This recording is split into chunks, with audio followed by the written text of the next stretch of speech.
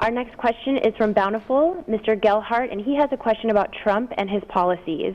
Mr. Gelhart, you're on the line with the Senator and Congressman. Yes, I'd like to find out whether you're going to support Mr. Trump and his policies regarding immigration and the wall if he becomes the nominee. Can I answer that one first, Sure, Senator? sure, go I'll ahead. take a shot at that because, as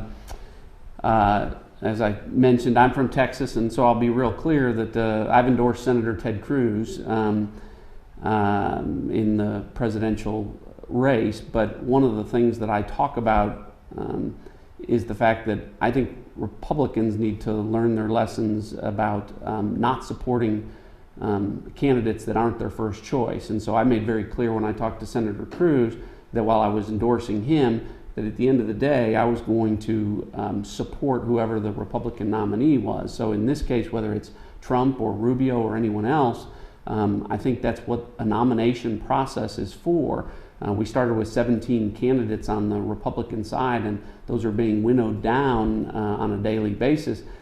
And at the end of the day, you have to respect the nomination process. And so, whoever emerges from the field in my party, the Republican Party, I'm going to support them, even though I may not support every individual policy that they have. Now, with respect to Mr. Trump and the issue of immigration, I'll speak frankly, I've heard the sound bites, but I haven't really seen the details of the immigration policy from his perspective. And so I think that my position, and I think a lot of folks here in Congress, I think Senator Lee would agree with me, is we have the primary role that we have for a federal government, the primary reason that we have one is to provide for the common defense. And part of that is to secure the sovereignty and integrity of our territorial borders.